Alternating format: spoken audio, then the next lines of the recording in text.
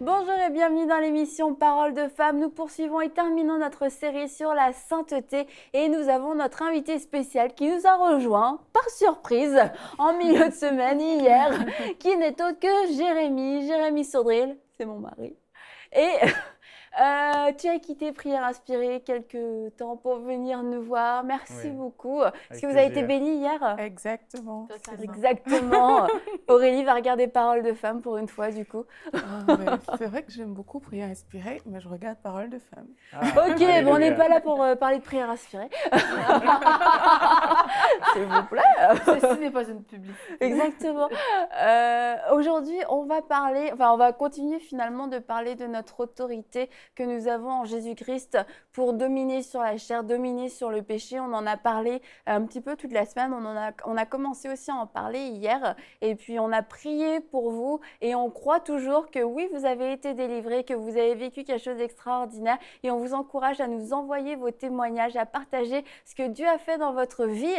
Et aujourd'hui, on va voir tout simplement comment rester dans cette victoire et comment maintenir notre identité, parce qu'on a parlé hier des rêves, on a parlé de la chair, on a parlé de nos pensées, puis juste on va être peut-être un peu plus pratique aujourd'hui. On va commencer par les rêves. Hier, toi, tu as commencé à parler des rêves en disant que certaines personnes avaient des rêves, puis d'un seul coup, ça devient comme... ils ont l'impression que ça vient d'eux, puis ça les pousse à pécher. Et comment faire finalement? J'ai fait un mauvais rêve, je me vois en train de faire des trucs mal. Et est-ce que ça venait de moi alors que j'ai rien regardé de spécial? J'ai rien fait pour avoir ce rêve-là. Comment faire pour passer au-dessus et pour arrêter, en tout cas pour pas que ça ait une influence sur moi? C'est vrai il y a deux types de personnes. Il y en a qui font quelque chose pour avoir des mauvais rêves. Et c'est vrai que si quelqu'un commence à faire des mauvaises choses, à regarder ce qu'il ne faut pas regarder, forcément son âme, d'une certaine manière, va éprouver des chocs. Ça peut se refléter dans nos nuits. La Bible dit que les rêves, la plupart des rêves viennent de la multitude de nos activités. Donc si quelqu'un fait des mauvaises choses, etc., pense à des mauvaises choses, médite à des mauvaises choses, il aura des mauvais rêves. Maintenant, celui qui marche dans la sainteté avec le Seigneur, il ne marche pas dans le péché, et qui vit ce genre de choses, d'attaques spirituelles, parce que ça peut être aussi parfois des attaques tout simplement. C'est bizarre, mais souvent les chrétiens, on a l'impression qu'ils ont un mauvais rêve, et c'est comme si Dieu leur avait parlé, et ils se saisissent de ce mauvais rêve comme si c'était parole de Dieu, et ils ont beaucoup plus de mal à se saisir de la parole de Dieu elle-même, alors qu'elle est la parole de Dieu.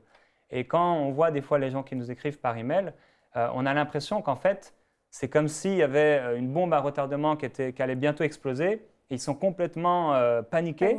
Ils disent j'ai fait un mauvais rêve, comme si, je ne sais pas, du jour au lendemain, ils allaient tomber dans ce mauvais rêve, dans le péché. Et en fait, on a l'autorité et on a la possibilité, la liberté de pouvoir marcher en Christ en toute force, en toute puissance. On l'a dit hier, on est une race élue, on est un sacerdoce royal, je suis saint parce que mon Dieu est saint.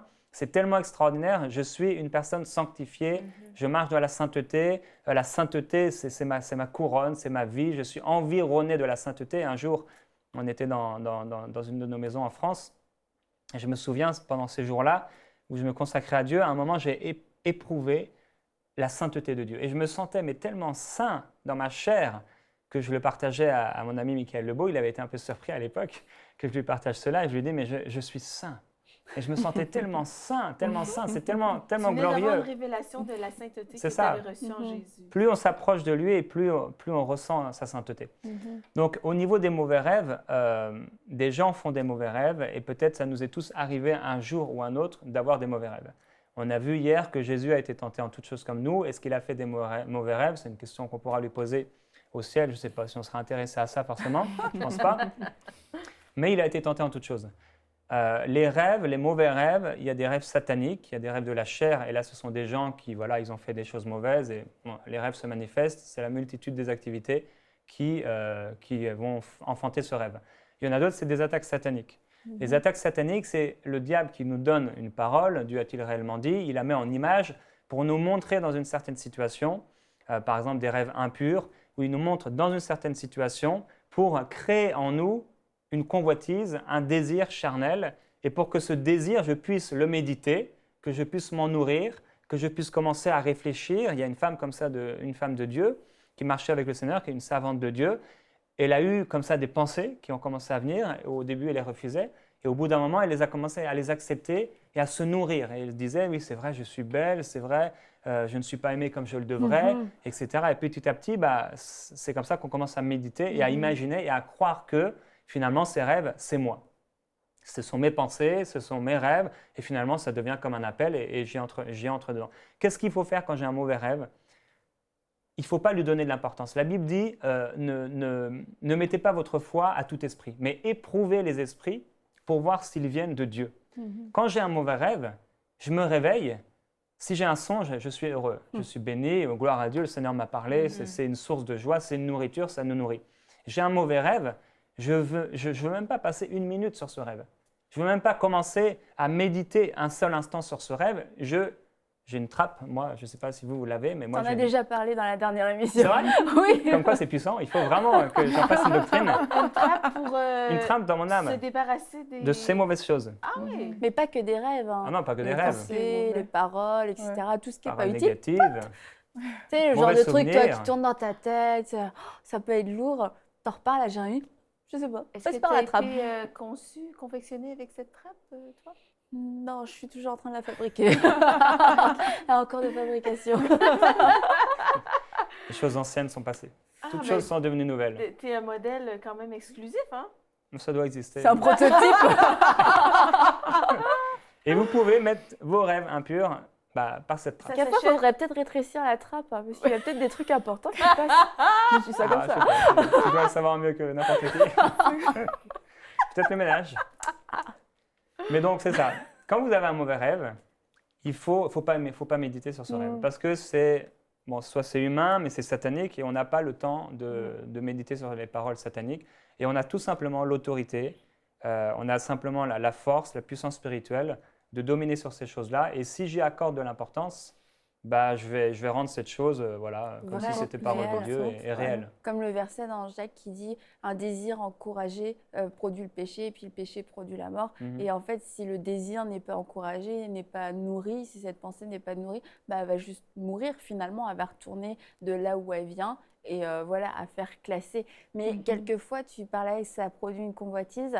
Mais tu disais d'autres fois, c'est comme si les gens avaient une bombe à retardement entre les mains qui ne leur appartient pas. Tu as juste à dire, c'est pas moi. Et tu la gardes, tu la contemples, tu attends qu'elle te pète à la figure. Et parce que je crois que quelquefois, la peur que ça a engendré dans une personne, un rêve, surtout quand tu n'as rien fait pour l'avoir, la peur que ça a pu créer est plus forte que la foi qui jaillit quand tu lis la parole de Dieu, quand tu reçois une parole de Dieu.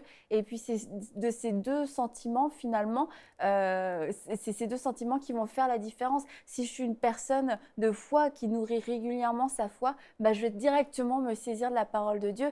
Mais si je laisse la place à la peur, et surtout quand le sentiment de peur est grand, là, il va me submerger. Et la peur, une fois qu'elle nous submerge, fait que ces choses qui n'existent pas vont devenir une réalité, tout comme la foi fait que les choses qui n'existent pas deviennent une réalité, mais les choses du royaume de Dieu, mais la peur amène les choses du royaume du ténèbre à s'accomplir dans notre vie parce qu'on leur laisse une place. Et ça aussi dans les rêves, quelquefois il y a des racines de peur qui naissent, mais peut-être que je vais pécher, peut-être que ceci, peut-être que cela, peut-être que je suis mauvais, peut-être que j'ai péché, je le savais pas, souvent, etc. Ces rêves viennent aussi des inquiétudes qu'on nourrit en plein cœur de jour. Et là, c'est notre âme qui s'est absorbée de ces inquiétudes. Et là, on en rêve la nuit. Souvent aussi, qu'est-ce qu'on médite le jour va se refléter dans nos rêves la nuit. Donc, il faut faire attention à ça aussi. Mais ça, c'est ce que tu dis. Ça, chez beaucoup, ça produit de la peur, en fait. Parce que c'est pas quelque chose qu'ils ont désiré ou qu'ils ont médité. Et là, c'est comme ça les tombe carrément dessus, quoi. Et beaucoup de gens, quand ils se retrouvent dans ces situations, justement, ils ont tendance à juste... ils ont tellement peur que ça veut dire que c'est un signe. Parfois, quand on rêve, on dit que Dieu nous envoie des signes. Je ne sais pas, un signe pour nous prévenir de quelque chose. Et là, du coup, c'est comme... on me prévient que je vais pécher, genre. Ouais, quelque c'est chose comme ça, Pourtant, ça ne vient exactement. pas de toi, en fait. Ça ne vient même pas de Dieu. C'est vraiment un rêve que le diable a envoyé. Et c'est vraiment, pour moi, comprendre ça, vraiment, cette différence entre ce qui peut venir de moi, ce qui peut venir de Dieu, ce qui peut venir du diable. C'est vraiment vital, c'est capital, en fait, pour une saison comme ça, parce que ça nous évite de prendre sur nous ce qui n'est pas à nous au final et de rejeter vraiment tout ce qui ne vient pas de Dieu. Et ça évite les introspections à n'en plus finir. Est-ce que je suis mauvais? Est-ce que je suis vraiment sauvée? Peut-être que je suis encore un pécheur, etc. Et ça, c'est vrai que de faire ces différences, comme tu en as parlé hier, entre ce qui vient de Dieu, ce qui vient de notre âme, ce qui vient du diable, c'est tellement libérateur. Et puis, cette phrase-là que tout le monde s'approprie, tu sais ce que je veux dire? Je suis une plante? Non, je rigole. Tu es une belle plante. Non, c'est les oiseaux. On ne peut pas... Vas-y, essaie de la dire. Non, bah, là, j'ai non, bah attends, si je me trompe, j'ai l'air ridicule. Mais je sais ce que tu veux dire. Vas-y. Tu connais la phrase? Oui, je la connais, mais j'essaie de la mettre en ordre dans ma tête. C'est qu'on ne peut pas empêcher les oiseaux de voler au-dessus de nos têtes, mais on Oui. peut les empêcher de faire un nid sur notre tête. Et voilà. Merci. C'est ça. Et, Ouais, non, mais pas tout jeter dans la trappe. Mais c'est tellement libérateur. C'est tellement libérateur de savoir ça qu'il y a juste des choses, c'est pas de nous, et parce que ça ne vient pas de nous, parce que ça vient directement du royaume des ténèbres, ben on n'a même pas à réfléchir, comme tu as dit, on n'a pas une minute à y accorder. Ah, mais pourquoi? Ah, mais est-ce que ceci, est-ce que ça, c'est quoi? Non, ça ne vient pas de Dieu, donc je le rejette tout simplement. Cette chose-là, j'interdis à cette chose-là de venir demeurer en moi, de trouver une racine en moi. C'est juste, non, ça ne m'appartient pas. Tout comme on arrache les mauvaises herbes de chez nous parce qu'on n'en veut pas, ben ça, c'est comme une graine de mauvaise herbe qui voudrait trouver un cœur ouvert à la peur, un cœur ouvert à la convoitise. Et puis quand on est averti, dans le sens on connaît nos droits en tant qu'enfant de Dieu, ben on va juste détecter ce qui vient du royaume des ténèbres. On a un détecteur, le Saint-Esprit, qui nous dit que ça c'est un intrus dans notre environnement, que ça ne fait pas partie du royaume de Dieu. Puis on a juste à l'évacuer. On a le droit de faire ça, on a le droit de protéger notre environnement, on a le droit de se protéger aussi. C'est complètement... Je te trouve tellement belle. J'étais étonnée que tu ne me l'aies pas encore dit. Je regarde tes émissions et je te trouve belle quand même. Tu peux là, dire je peux te voir en live. Voilà, ça devient un petit peu gênant à ce moment-là. Pour tout le monde, hein, pas seulement pour moi. Plus personne ne sait quoi dire, donc je vais regarder mes fiches. On va y aller là. Oui, voilà. Et si on parlait de la confession? La confession de la parole? Oui. Bon, on peut aller voir un passage dans Romains chapitre 6. D'ailleurs, je vous encourage à méditer sur ces chapitres, Romains 6, Romains 7, Romains 8. Il y a tellement de bonnes choses par rapport à ce dont on parle, la sanctification, ce qu'on est en lui.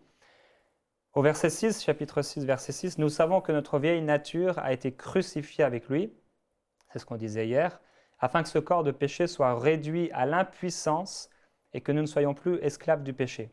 Car celui qui est mort est quitte du péché. Or, si nous sommes morts avec Christ, nous croyons que nous vivrons aussi avec lui. » Et un peu plus loin au verset 11, « Ainsi vous-même considérez-vous comme morts au péché et comme vivants pour Dieu en Jésus-Christ. » On peut simplement prendre ces passages, ces versets et les confesser. On déclare « Je suis mort avec Jésus-Christ ». En fait, la Bible nous dit que par le baptême d'eau, on a été enseveli, entre guillemets, dans sa mort, avec lui dans la mort par le baptême d'eau ou par la nouvelle naissance. Je suis mort en Christ. La façon dont je me vois, la façon dont je m'approprie la parole de Dieu, beaucoup de chrétiens croient dans plein de choses. Ils disent « je crois en la Bible » et tout ça. C'est bien, mais la Bible n'a pas vraiment d'influence sur moi aussi longtemps que je ne me l'approprie pas. Tant que je ne la confesse pas, tant que je ne la déclare pas, tant que je ne la parle pas, et c'est pareil pour tout, pour le domaine des finances, ça peut être pareil, par exemple, au niveau des gens qui sont attaqués par des pensées de maladie, c'est pareil pour tout. Je dois m'approprier la parole de Dieu et la confesser, la déclarer. Ce sont des paroles de vie et un jour, Dieu me parlait par rapport à ça en me disant que je suis le gardien de ma maison.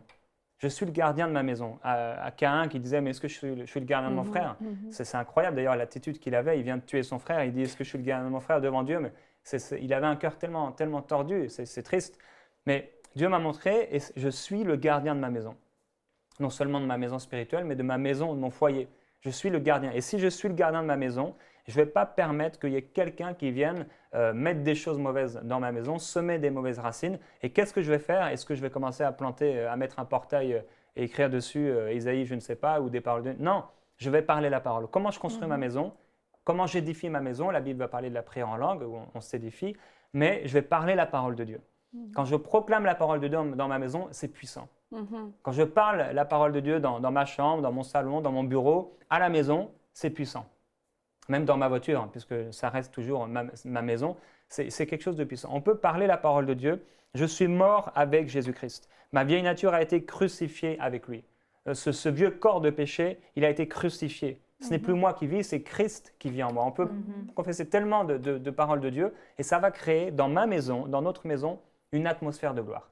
Une atmosphère de la présence de Dieu, une atmosphère où c'est plus la peur, mais c'est une atmosphère de paix, une atmosphère de vie, c'est la loi de l'Esprit de Dieu. Ça amène la vie, ça amène la paix. Quand vous avez du trouble à la maison, quand on commence à se sentir mal parce qu'on a fait un mauvais rêve ou parce qu'il y a des choses qui nous tournent autour, ça s'appelle l'oppression.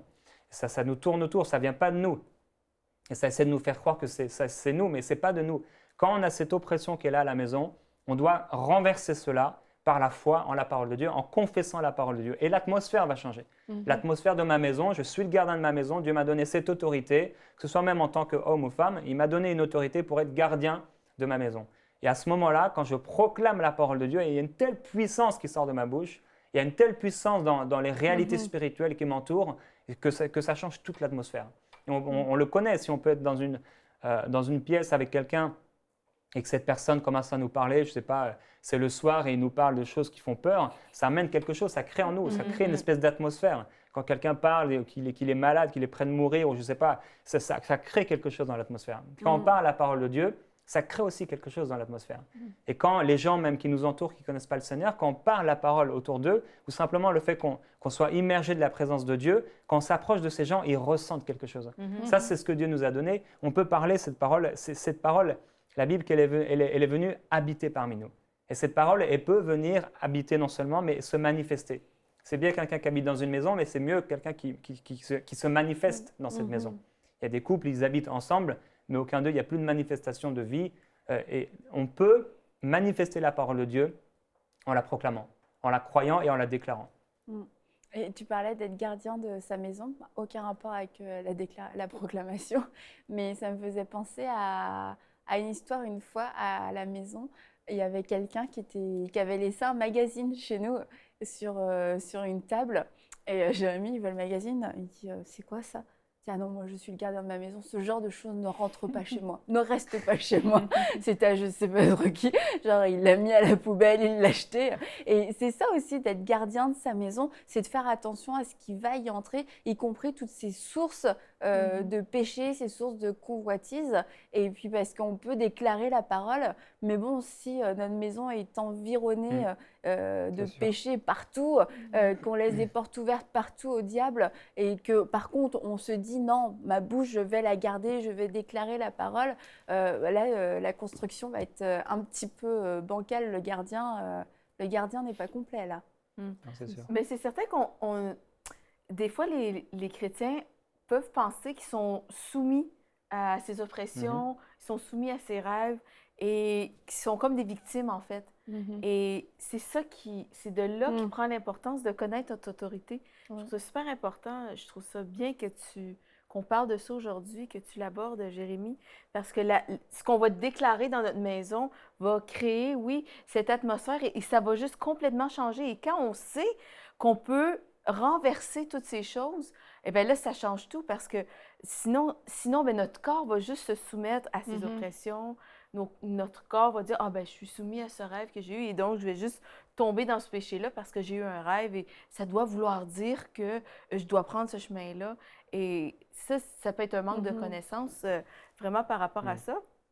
Mais un verset vraiment très puissant, que le péché ne règne donc plus dans votre corps mortel pour vous soumettre à lui par ses désirs. Ne mettez plus vos membres au service du péché comme des instruments de l'injustice, mais au contraire, livrez-vous vous-même à Dieu comme des morts revenus à la vie et mettez vos membres à son service comme des instruments de la justice. En effet, le péché n'aura pas de pouvoir sur vous puisque vous n'êtes plus sous la loi, mais sous la grâce. Et ça, c'est très puissant quand on a compris qu'on n'était pas soumis à notre corps, à nos désirs charnels, mais on est plus soumis à la loi du péché de la mort, mais on est régi par la loi de l'esprit de vie. Moi, ça me fait...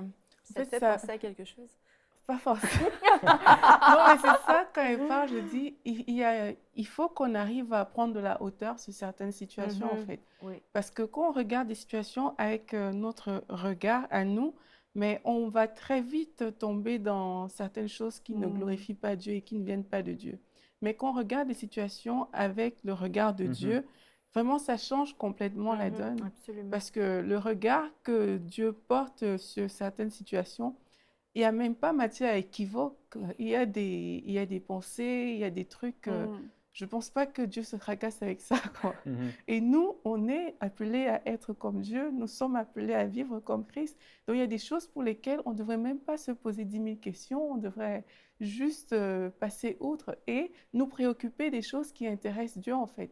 Et moi, c'est ça que j'appelle prendre la hauteur. C'est avoir un regard qui ne se focalise pas sur, j'ai envie de dire des bêtises, des choses qui ne viennent pas de Dieu, mais vraiment prendre conscience de ce que Dieu a fait en nous, porter notre regard sur qui nous sommes, comment Dieu nous voit, comment Dieu veut qu'on gère chaque situation qui se dresse devant nous.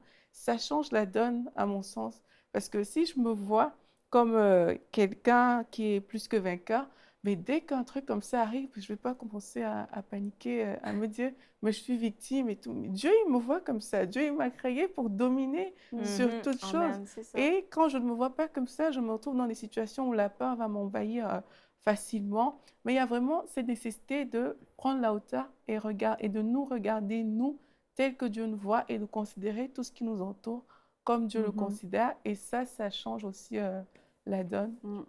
Et j'aimerais préciser que quand on parle de péché et qu'on parle de sainteté, on ne parle pas seulement de l'impudicité, de l'immoralité sexuelle. La Bible nous dit que les disputes, les animosités, les rivalités, les jalousies, la colère, les querelles, finalement tout ce qui a attrait à notre caractère et à notre relation avec les autres, notre manque d'amour les uns vers les autres, c'est un péché. Et le fait de ne pas y marcher, c'est juste ne pas marcher dans la sainteté. Donc ça peut être des pensées de jalousie, ça peut être des pensées de rivalité, de vaine gloire, etc.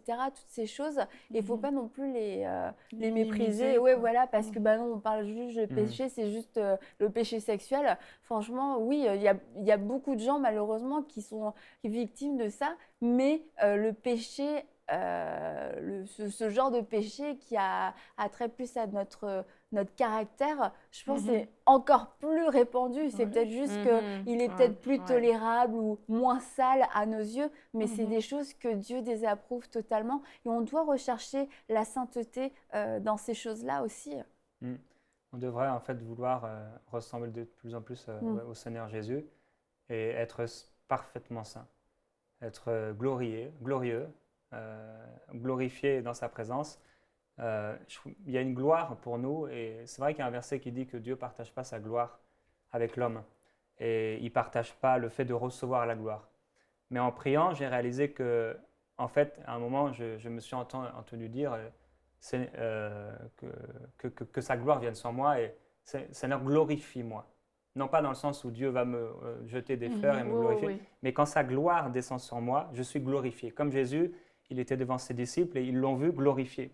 Ils l'ont vu transformé, ils l'ont vu transfiguré. À ce moment-là, le Jésus qu'ils connaissaient, c'était plus le même. Ils avaient une révélation de Jésus que les autres disciples n'ont eu que bien plus tard. Et quand ils ont vu Jésus transfiguré, ce n'était pas le même Jésus. Ils ont découvert un autre Jésus. On peut être transfiguré. Plus on va passer du temps dans la présence de Dieu, immergé dans sa parole, plus on va l'aimer, plus on va vouloir lui être agréable, plus on va marcher dans la foi, en sa parole, en qui il est, plus vraiment on va avoir le désir sincère de lui obéir et plus on va être transfiguré. Moïse a été transfiguré parce qu'il est resté 40 jours dans la présence de Dieu. Il était soumis à Dieu, il était prêt à mourir à lui-même, à mourir à l'opinion des gens. Il était prêt à mourir à tout. Dans le désert, il a vécu dans le même désert, les mêmes situations que tout le peuple. Et le peuple, lui, eux, ils étaient là, et la Bible dit que c'était des exemples pour nous, pour qu'on n'ait pas de mauvais désirs. Ils étaient là en train de se fâcher, ils étaient là dans des jalousies, dans des choses, dans des querelles, toutes sortes de choses. Lui, il était dans les mêmes situations, mais il s'approchait de Dieu. Il est resté 40 jours dans sa présence et je crois qu'il y a des gens qui doivent simplement jeûner. Jeûner pour être libérés de ces choses-là. Il y a des gens, ils peuvent jeûner 1 semaine, 3 jours, peu importe, mais c'est important de pouvoir dominer sur ces choses-là. Il ne faut pas que la jalousie, ces choses dont tu as parlé, ça ne peut pas rester là. Ça ne doit pas rester là parce que j'ai une vision. Et si ces choses sont en moi, je ne pourrai jamais aller loin avec le Seigneur. Je serai toujours limité ou alors je vais avancer et comme le disent certains, je vais devenir une étoile filante. Au bout d'un moment, ça va être très beau et paf, je vais tomber. Et ce n'est pas ce que Dieu veut en nous. Dieu veut qu'on ait une vision. Et si j'ai une vision, si je veux marcher avec le Seigneur et porter du fruit pour lui, je vais faire attention à mon caractère. Je vais me sanctifier. Je vais sanctifier ma vie et je vais passer du temps avec lui, entre autres dans le jeûne, c'est tellement puissant. Et je vais être transfiguré. Petit à petit, à l'image de Jésus, la Bible dit qu'il nous appelle à aller de gloire en gloire. Je ne sais pas où les gens sont aujourd'hui dans leur sanctification, dans leur marche avec le Seigneur, mais Dieu nous appelle à aller de gloire en gloire. Il n'y a pas de souci, entre guillemets, si on n'est pas encore parfaitement saint, mais on va quelque part. On va sur ce chemin de la sainteté et il faut qu'on puisse avancer ensemble de gloire en gloire, de transfiguration en transfiguration. Amen. On est là comme le peuple d'Israël. Je suis certain que quand au début ils avaient peur, ils sortaient de ce pays d'Égypte, ils laissaient des choses derrière eux. Il y avait toutes sortes de vêtements parce qu'ils couraient, ils ont laissé des choses derrière eux. Quand on s'approche du Seigneur et qu'on laisse des choses derrière nous, petit à petit, il y a des choses qui s'en vont de l'Égypte. On laisse des choses qui ne nous servent à rien dans notre marche avec Dieu. Et c'est ce que Dieu veut faire à travers nous. Plus on s'approche de lui, plus on marche dans cette marche chrétienne et dans ce désir de marcher avec Dieu, et plus on va laisser des choses derrière nous, c'est normal. C'est la vie chrétienne normale. Il ne faut pas s'inquiéter, il faut simplement continuer à marcher pour Dieu, être honnête et sincère. Je veux être agréable à Dieu, je l'aime tellement, et ces choses vont partir d'elles-mêmes d'ailleurs. Et on refuse finalement le statu quo de rester là où on en est. Comme tu l'as dit, le tout, c'est pas de se dire je ne suis pas parfait aujourd'hui, c'est de se dire je tends vers cette perfection, je cours vers ça, je veux m'approcher de Dieu, je veux changer. Et c'est dommage finalement d'aborder le point du jeûne dans la dernière minute de cette émission, de cette série, de cette semaine. Ah, tu nous laisses sur notre fin. Oui. Oui, parce que le jeûne, je pense que c'est un point très important et oui, on va le faire revenir pour parler du jeûne. Du coup. Donc on vous souhaite une très belle fin de semaine. Merci à vous tous et toutes qui nous avez suivis. On se retrouve à bientôt pour une prochaine émission de Paroles de Femmes. Envoyez-nous votre témoignage à paroledefemmes@enseigne-moi.com.